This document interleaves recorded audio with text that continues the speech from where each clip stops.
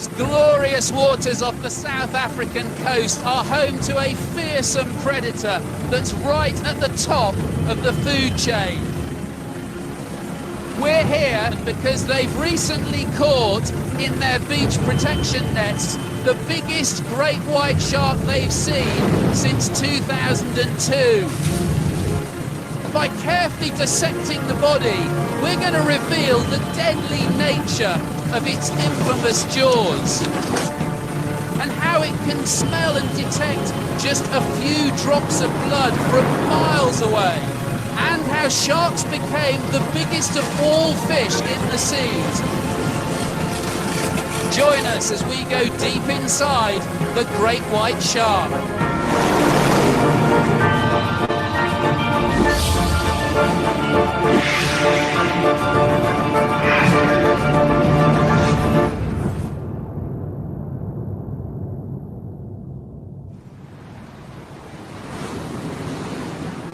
Great white sharks are regular visitors to the rugged coastline of Mossel Bay. But the huge great white caught up the coast presents a unique opportunity for experts to learn about the shark's anatomy. An international team quickly assembles. Wow, that's some collection, isn't it? From South Africa, leading shark attack expert Jeremy Cliff. His jaw collection is the stuff of nightmares. Unfortunately, we've still got this paranoia that the general public have with sharks. The old adage, the only good shark is a dead shark. From Italy, shark researcher Enrico Gennari. Yeah! He likes it! He risks life and limb for his passion. We know some sharks for years. You know, when you go out with your buddies to have a beer, you know them by name. And from New York, comparative anatomist Joy Reidenberg, whose scalpel's always ready for a new species. Just for the close and top, I don't want to be sitting in a bait box.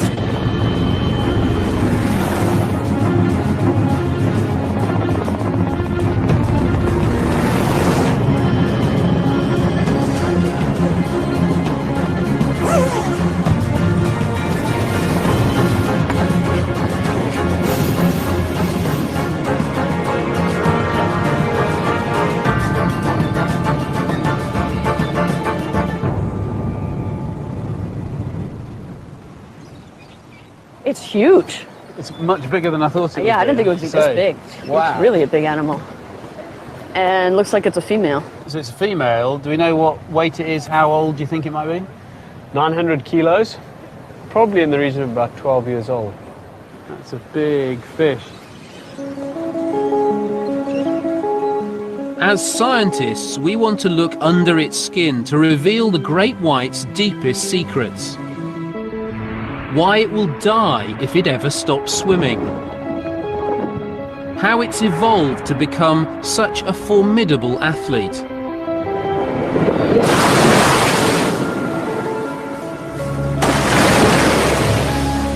And how its internal organs cope with the wildest feeding frenzies. But the more immediate mystery with this shark is what's in its mouth.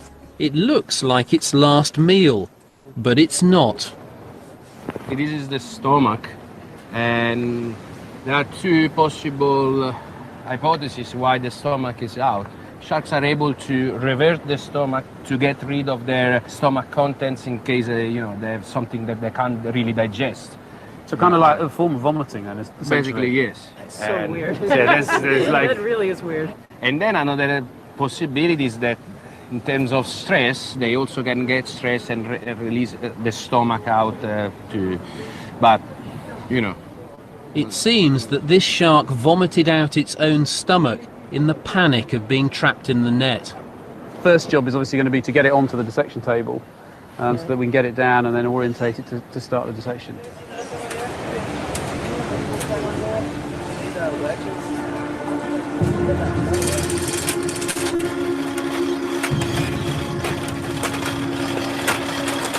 Philip Zungu, the Natal Shark Board's top dissector, makes the first cut.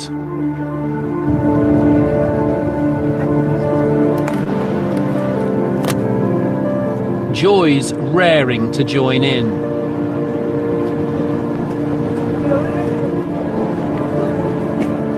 She's dissected many whales before, but this is her first great white. How does this compare to cutting whale? It's actually harder to cut because the skin is so rough it dulls the knife. It's like cutting through sandpaper. Whereas when you're cutting a whale, even though they have blubber and they have a much thicker skin, it's more like cutting jello. So you can actually slice through it fairly easily and really can feel it like sandpaper. Exactly. Getting caught on it like It sandpaper. was used, actually, shark skin Really? and sandpaper, and still in some places around Australia, it's still used. Amazing.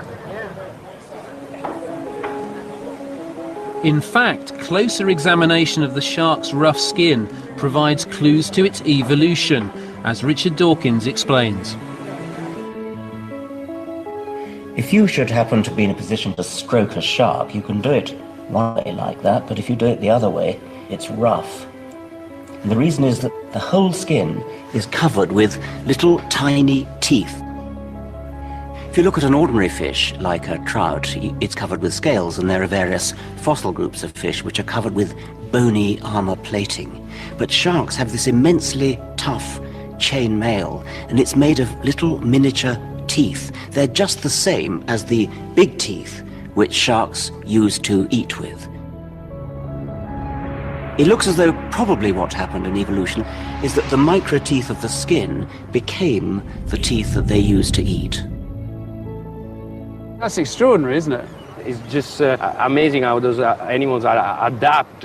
From the evolution point of view, these teeth come from the shark skin. Yes, but it seems pretty loose when you touch them. I mean, here, this They- is, they this wiggle. is, They're very loose. Oh, they really are the amount of loose. movement in that. I really thought these were going to be fixed into the jaws. See, this one is The last thing you'd expect in a shark is wobbly teeth, yet somehow they've turned an apparent weakness into a deadly advantage. We have a look at the jaw of a great white. You'll see the teeth are V-shaped and serrated, but what's really amazing is that there's so many teeth produced. You look there, you can see their teeth in rows behind the functional row that are just waiting to replace the outer row. So you've got one row of teeth that's actually functional, but you've got all these other teeth as kind of spares in the wings behind. Yes, they're essentially just waiting to replace the outer teeth. The teeth are not embedded in sockets like we have with mammals, but they're connected to a layer of tissue very similar to our fingernails. And that tissue is growing from the inside of the jaw out. It's a continuous process, very slow. And as that tissue grows, so the teeth right at the front of the mouth eventually will fall off. That's a phenomenal adaptation, isn't it, for a predator? Because if you've got a big land mammal predator like a lion, once it's broken its adult teeth, it's done for. It's doomed. Complete. Whereas for the shark, it just waits and another new set come along. But it's extraordinary when you think how easily I could be eaten by this. fully jacked open. If you were a Cape fur seal, Oh yeah. I'd be dead. chopped in half and a I'd good be chunk of food. Wow, that's amazing.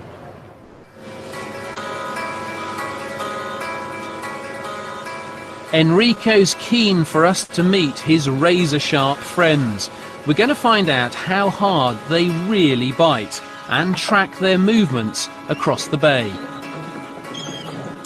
This is charm, and this usually attract white shark. It's like making homemade pasta. It gives you also some kind of pride. They feel the passion in it. Oh, yeah. Made with my art. And your feet. It's low tech, but effective.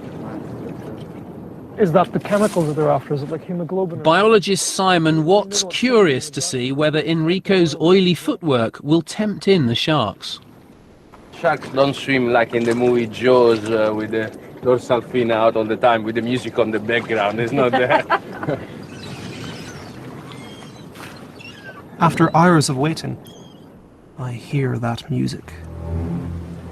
Wait, here comes something. There's making a something here. beeline. It's a shark. Beeline to Shark, us. shark.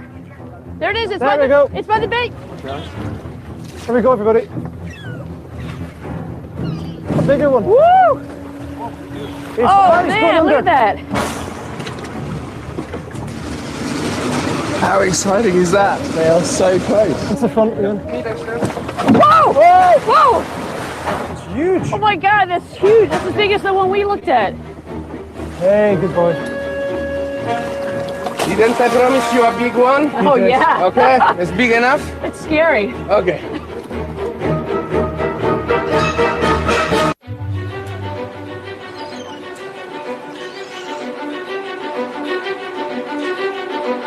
Mossel Bay, where we're dissecting our shark, is a popular resort. Its waves attract surfers, and its fur seals draw in great whites. An uneasy harmony exists between the two.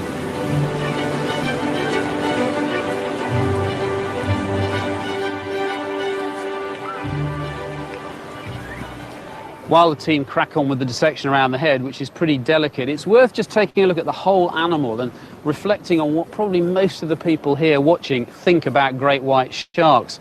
Because since the film Jaws, most people see these animals as some kind of mindless assassins of the sea, hell-bent on eating anything that comes in their way, and that includes us. Great whites rarely attack humans. When they do, the surprising fact is that most people survive the ordeal. To find out why, we're going to investigate the anatomy of the shark bite. We could see the upper jaw over here, and we're trying to dissect a way into this big muscle. And we're talking about the jaw closers are all this bit here. So Yes. we're just seeing a part of it here, but it's literally Exactly, this this- whole thing on It the looks side like of this it. whole pocket of stuff is just muscle. These muscles remind me of the ones that we saw on the crocodile that were used in closing the jaw. In fact, they're very whitish in color. So I'm presuming that they're also very fast twitch muscles that have to act suddenly.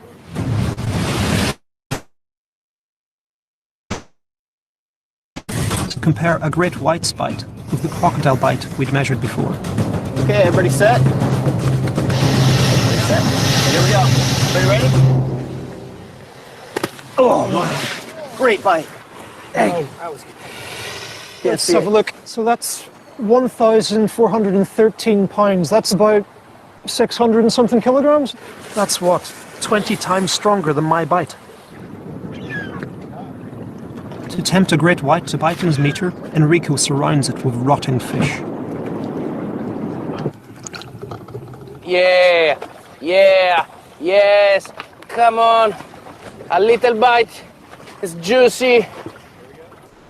Come on, turn. Yes. Higher. A bit higher.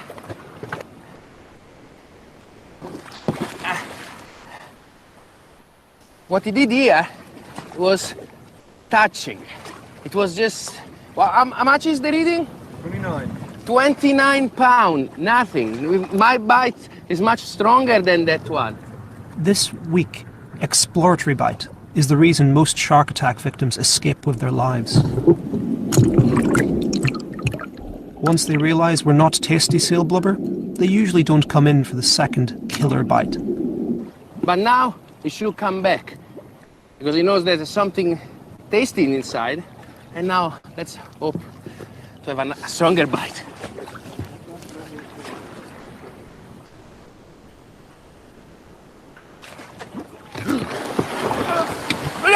Give it back.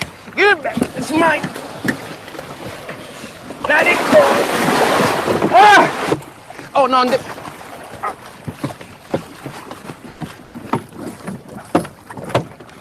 Not the bit.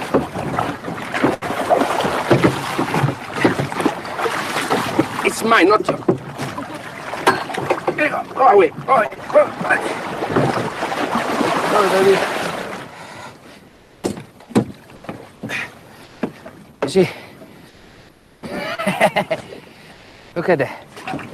What was the reading? That was about 90 pounds. 90 pounds.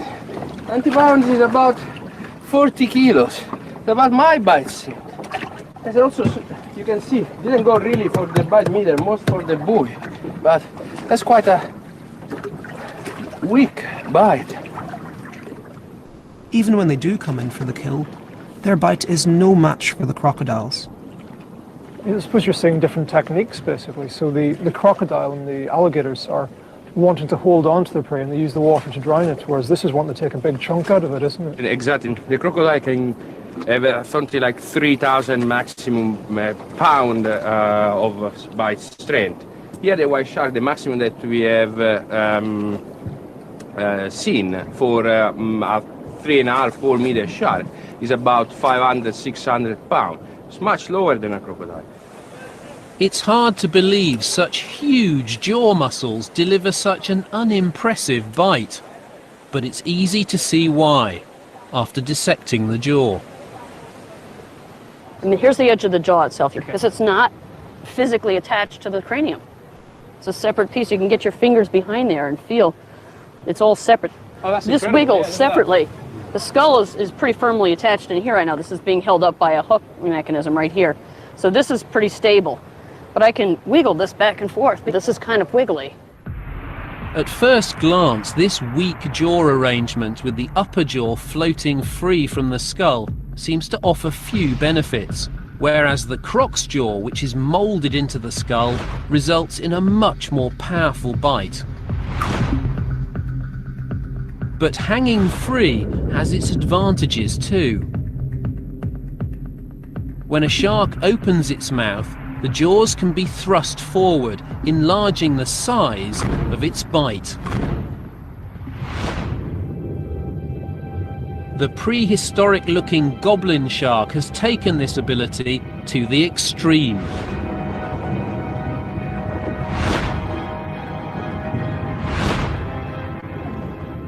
And that is one of the adaptations to be able to take a large chunk out of a big prey item like a whale, where the shark will open its jaw and then will lift its snout. In the action of lifting its snout, it's actually almost dislocating that upper jaw forwards to be able to give it a really good bite.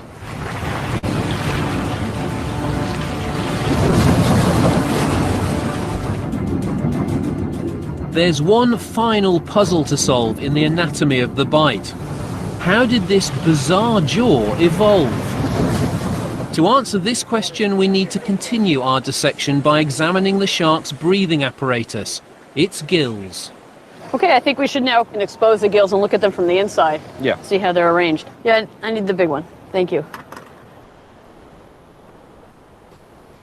How cool would it be if we could just dive in there and still extract oxygen out of water? Yeah, but then you come out of the water, you can breathe in there. You gotta pick one or the other. Yeah. you can have everything.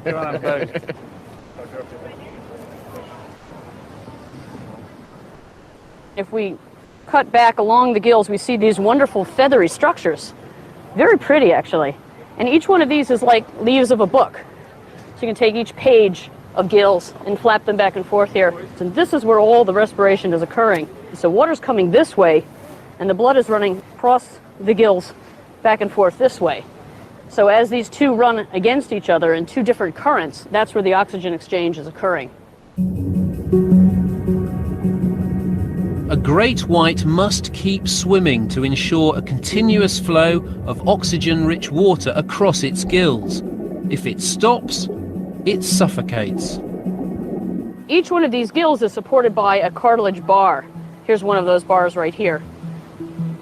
Its whole purpose is just to suspend these gills. Amazingly, it's these gill bars that you can see inside a shark's throat that hold the key to the jaw's evolution. If we go back to the shark's ancient ancestors before they had jaws, their gills were probably held open by simple cartilage bars.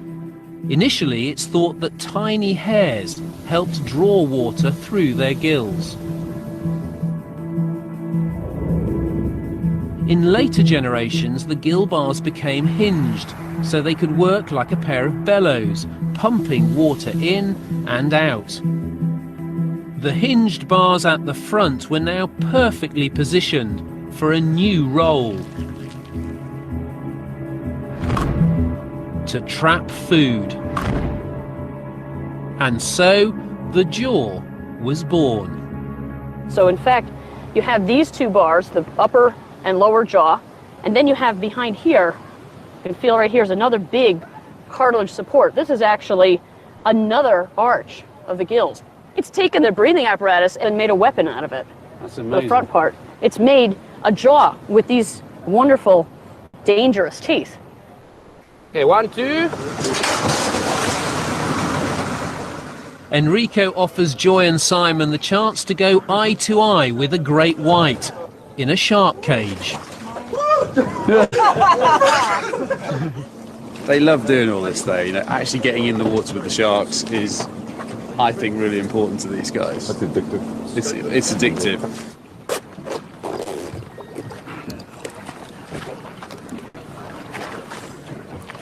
Okay, I'm ready. I'm psyched. Simon's never dived before, and he's seen the YouTube clips of what can go wrong.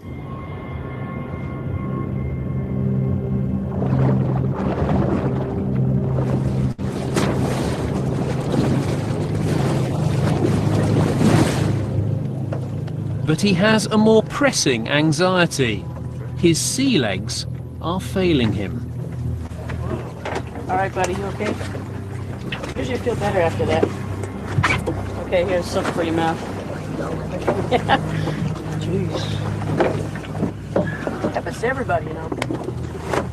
It's gonna happen again. Well, you'll feel better when you're in the water, actually. Won't be rocking as much.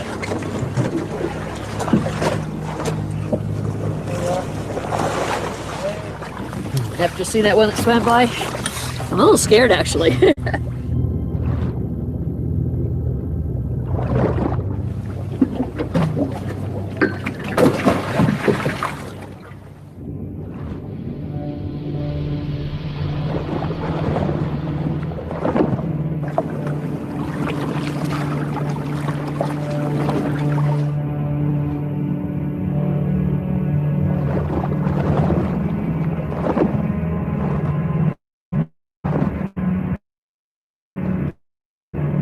Are so beautiful to watch, and they look so peaceful, and they don't look very aggressive. How can this be a harmful animal? It's so gorgeous.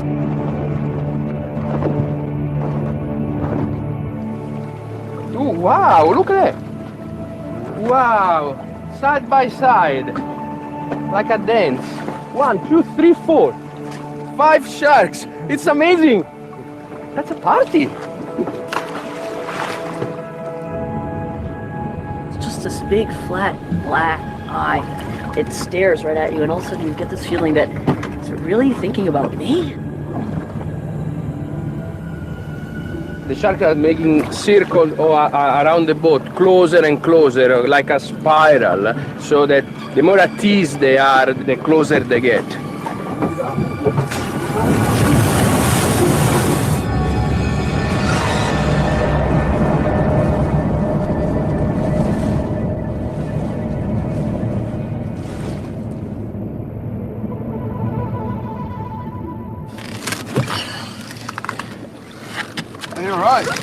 Oh my God! You right? I think I was so excited I bit my lip. I'm bleeding. Wow! I was so excited watching them down there, and then, especially when it came really, really close, and you could see that dark eye. Some people think that sharks, the white shark eye is dead basically. It's dark and without any emotion. But when you interact daily with them, you see that, as you said, they're checking you out. Maybe it's not because they're interested in you as a bait, a prey, but they're interested in you because they're just interested in you, full stop. The eye of the great white is mesmerizing. It never blinks because it has no eyelid. Some say they never sleep, but no one knows for sure.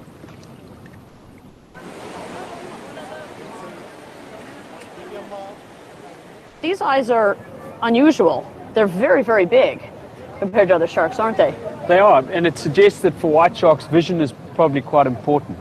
So they never close their eyes, other than the moment of striking their prey, where they'll actually just move the eye back. see how the eye just rolls back in its Yeah. socket. So it just rolls it completely back out of the way to protect it. Look at the eye roll back after this attack.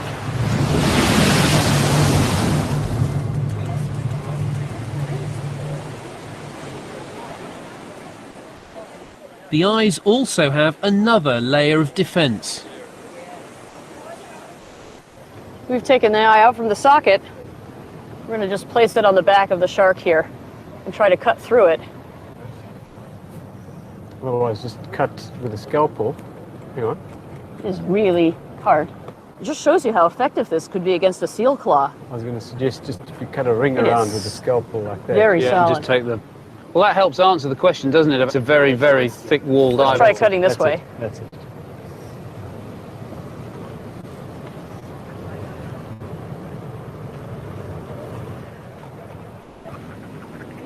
Okay, so let's just very carefully just try and separate that off there. Okay, Oh, look, Mark. so that's its That's the lens. So here, So if we pop that out, it'll be very round. You got it? I've got it. So there it is. It's It's like really- it's like a marble. Really round. Yeah, that is absolutely stunning. The shark's excellent vision is a vital asset, but it has a battery of other senses to help track down its prey. One of the senses that we often hear about with sharks is their ability to detect blood in the water. So to smell their prey is pretty incredible. They have a nose like we do. Unlike us, in a shark, each nostril has an inlet to let the water in and also an outlet to let the water out. And the nose is particularly adapted for picking up small particles such as blood. And they compare one nostril to the other to detect which direction the scent is coming from and home in on it, kind of like a bloodhound. I mean, we've got no ears on this. Well, actually, there is an ear inside, but there's only a tiny remnant to the outside. So their sense of hearing might not be very directional, but they have this to make up for it. It has a special sensory system called the lateral line, which is really tuned into vibrations, and it actually can be seen all along this part of the body here. There's little dimples all along the skin.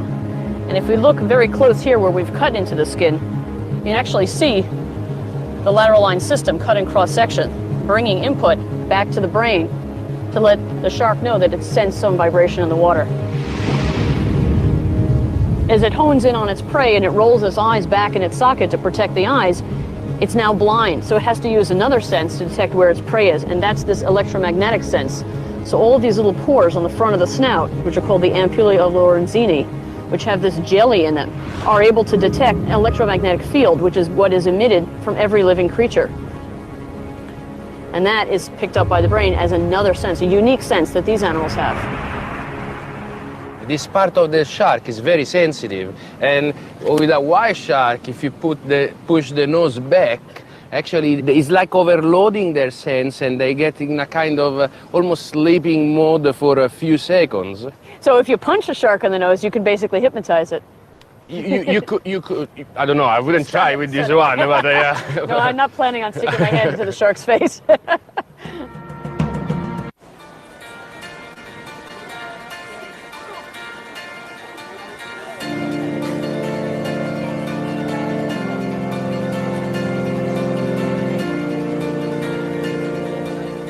It's a girl. This is a girl. How do you know? How do we which know? a girl is in which is a man? Because if you look at the other end of the shark, it has special fins. And the fins look different in the boys than they do in the girls. Oh, now I understand. This female's special fins are hidden under her massive bulk. On a smaller hammerhead shark, Joy tells the fishy version of the birds and the bees. If you look at this part of the shark, these are the fins near the anus. And if you look right inside the fins, you see these little bumps right here? That's what boy sharks have. Girl sharks don't have that. So that's how you know, without even opening it up, whether it's a boy or a girl. Oh, now I see. These little bumps are called claspers, and they're used like a penis is used. So they insert these into the girl and use this to put the sperm inside. No one has ever seen great whites mate, But if they perform like these white-tip sharks, they'll need that armoured skin to protect them from the world's most dangerous love bite. Sharks mate more like mammals than most other fish. The females keep their eggs within their bodies and the males fertilise them inside. When angler Sean Gregory started gutting a shark on a beach in North Carolina, his friends were in for a shock. Oh my God! Oh, it's a baby. It's a baby shark. It's a baby in there. It's a baby shark. You can save the baby. Where? Don't hurt it. Don't hurt it. Don't hurt it. Right here? Yeah, in that Yes. It's a baby. It's got gills. Oh my God! What's that? Holy Oh, look, shit. Sean, you're giving birth to a shark. It's birth by Shaw infection. Oh, don't hurt it. Put it back out there. We catch them that big. Get it, girl. Save the baby. So far, we've seen how sharks use their senses to hunt prey and how their infamous jaws evolved. Next, we want to investigate what keeps these huge animals afloat and how they propel themselves so fast.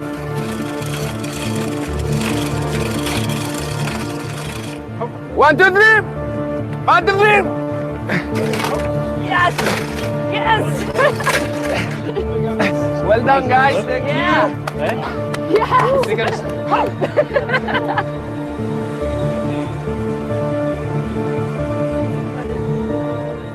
Sharks have one vital organ that holds the key to how they became so big. To reach it, Philip cuts through the white underbelly that gives the great white its name. Joy, have you ever seen such a big liver in your life? Oh, I've never. Not even in the biggest whales have I seen a liver quite like this. It's coming, it's coming. This is just one of the 3 lobes. This is only one. This is one. One liver lobe. One. Whoa. This is freaky. Careful, guys. It's do you going want to down. have? It's going down. Okay, 1, 2. Is that another lobe too?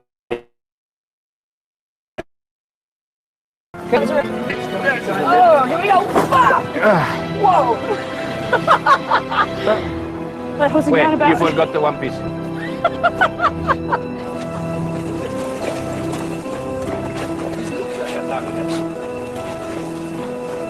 Try to lie down. Yeah. It's about your size. You want to see if yeah? it's as big as me? It's bigger than you. What do you think? Few inches longer than you.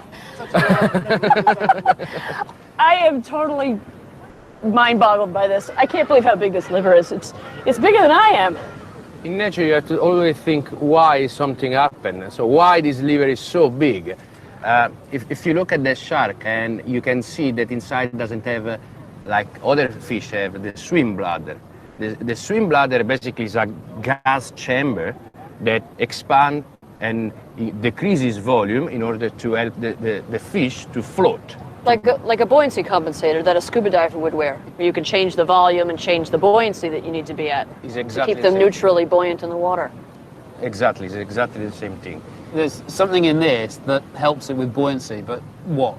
How? If you think what it does when you put liver in water, Well, put a piece in and we'll do a mini test. here we have sheep liver. So this is lamb's liver. Okay, let's see what it does. So it's on the bottom. Yeah. It's definitely in the bottom. It sinks, which is a good thing. That liver's normal. Okay, let's try with the shark liver. Okay, let's cut a piece of it.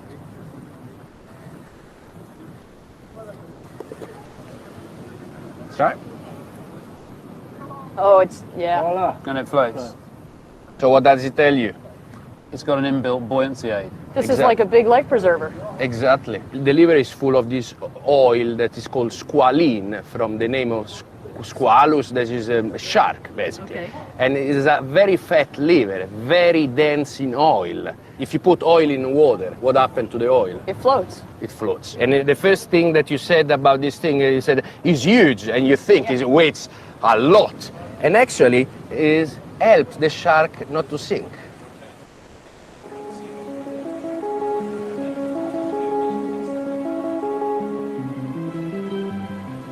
Another thing that helps the buoyancy of sharks is that they don't have a single bone in their body. Unlike us and most other vertebrates, where our skeleton is mostly made of hard, solid bone, sharks have cartilage instead of bone. Their skeleton is made of cartilage. We have cartilage. We have cartilage in our ears and in our noses, and in the embryo, all our bones start off as cartilage. But a shark only has cartilage. And this gives them lightness, it gives them a flexibility, and it enables them to become the largest fish in the sea. Today, the very largest is the whale shark, which can weigh up to 20 tons. They're harmless filter feeders that swim around, sucking in plankton. But have there ever been any larger sharks? The problem is that when these animals die, unlike bony fish, their skeletons rarely become fossils. So fossilized shark skeletons are so rare. How do we know anything about their evolution? Fortunately, there is one hard structure in a shark's body, and it makes lots of them. Almost everything we know about shark evolution we've learned from examining their fossilized teeth. From this we figured out what they ate and how big they could get. And when you find a tooth like this, you realize that they got very, very big indeed. This is Megalodon, weighing in at 100 tons and measuring 20 meters. Megalodon simply means big tooth. Just like the serrated teeth in a great white, these are used for slicing, not chewing. So Megalodon and the great white both had to evolve a digestive system that could cope with huge chunks of food.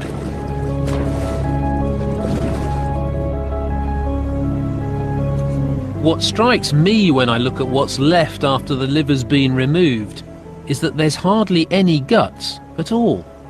So this is essentially its intestines, which is a very peculiar shape. It looks very straight. You expect it to be all coiled up like it is in a mammal. In a human, you'd have about 8 meters of this going back and forth, twisting around. Completely bizarre. So can we have a look inside and see how that works? Yeah, let's cut it open and see how it's arranged.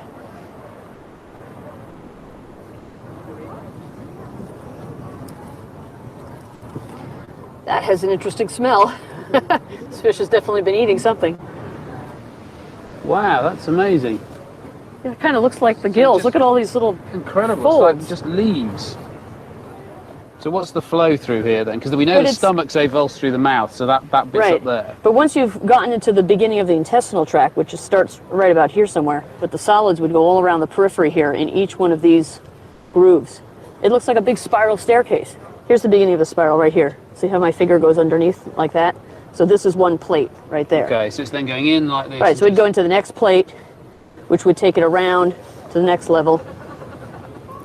It would come around into here, and there's the entrance to the next one. And it just keeps going around.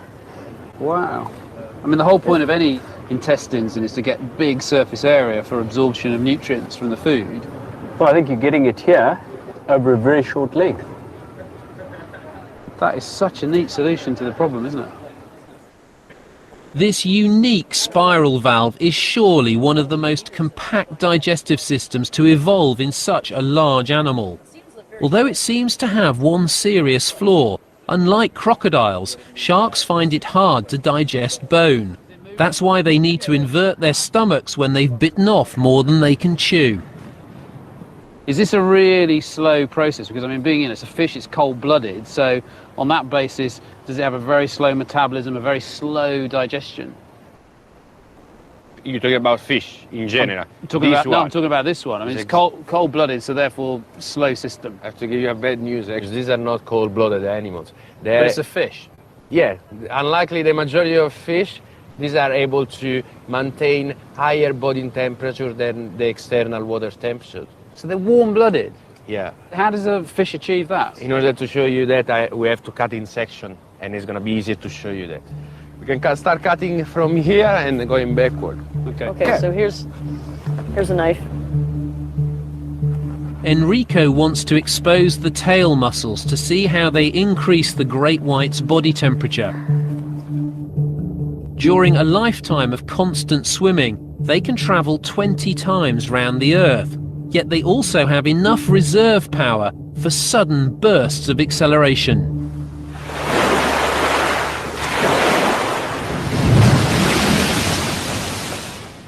This is the powerhouse of this shark.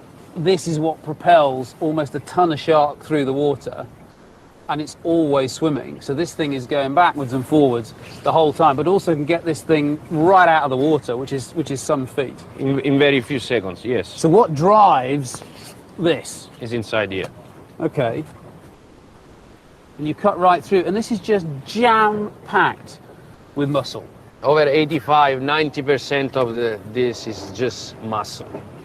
Absolutely extraordinary. Is it all the same kind of muscle? No, the red muscle sustains the majority of the swimming of the shark. The white muscle instead is used for sudden burst. So like the breaching out of the water, it comes all from the white part. So these guys generating most of the heat then, by that constant, just slow movement, they're constantly generating heat. They're like a furnace. Exactly. It turns out this continual firing of the deep red muscles is what makes these sharks warm-blooded. So having higher temperature, the vision, the stomach, the muscle work in a much better way. So I guess sharks don't kill in cold blood anymore, do they? Exactly, exactly. Not a cold-blooded killer. Yeah, you're right.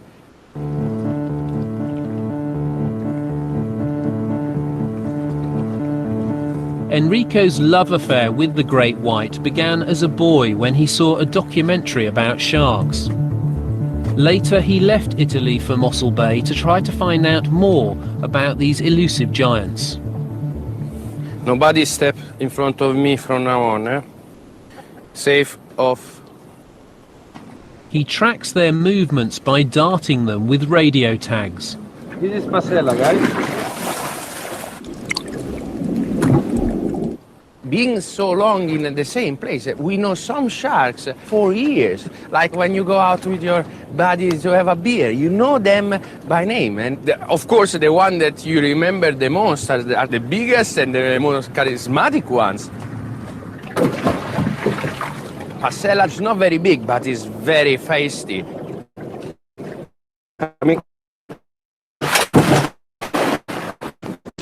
Maybe another shark is better for taking.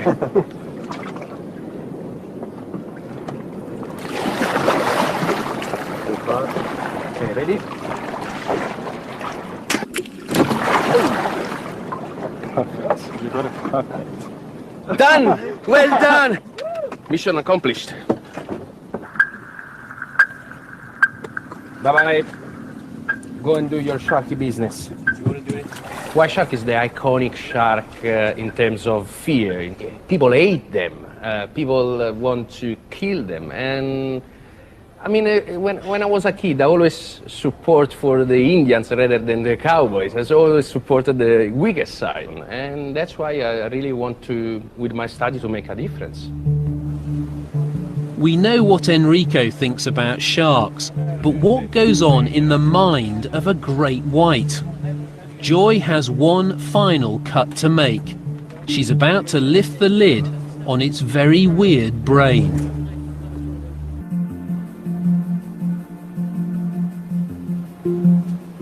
It's been very clear, hasn't it, from this dissection, that this is one very complicated animal, and the bit that Joy's desperate to get to now is the brain, because that's the computer that controls all the body systems that we've seen. But it's a very difficult area to get to. It's not actually in a bony skull, it's in a cartilage cranium.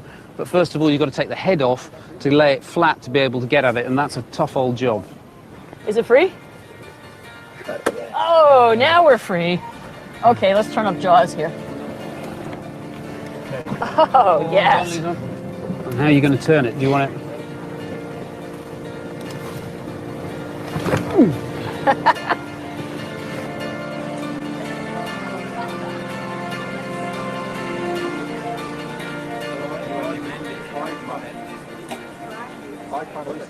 I'm just finished cutting off the last bit of cartilage. And now what we're looking into is the actual cavity where the brain sits. And in the middle here is the brain. So the thinking part of the brain is actually right over here. It's fairly small. Most of the rest of this brain is involved in sensory perception. And if you go forward, you see it's actually a Y-shaped brain as it terminates in these two canals one for each of the nasal openings.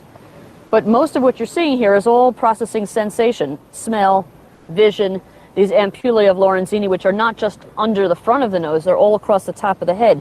So this brain might be small, but it's super specialized. It's really focused on all of these special senses. So this animal is thinking in a very different way than we do. We might sit around and think about stuff using a lot of our gray matter. These animals are working mostly on instinct, but they're processing so much more sensory information.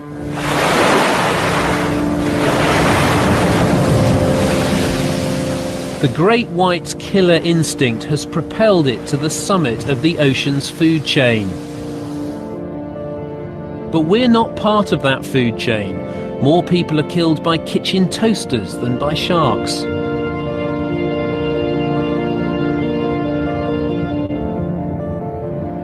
The truth is, it's the sharks who should fear us. Every year, 70 million are killed for their fins and left to die. Everyone knows that tigers are an endangered species, but it's said that there are fewer great white sharks left in the world than tigers. Sharks have been around as top predators for hundreds of millions of years, but sadly it seems that now they may have met their match. They unfortunately are very misunderstood. The only thing that people see is actually this one, the teeth, the jaws. Well, see, there's so many special features about this animal that make it such an incredible creature. So it's more than just a mouth with teeth. Yeah, it's not just jaws. We really hope our dissections helped convince you that great white sharks are far from mindless murderers. They've developed ingenious ways to find, catch and consume their prey. The remarkable product of 400 million years of evolution.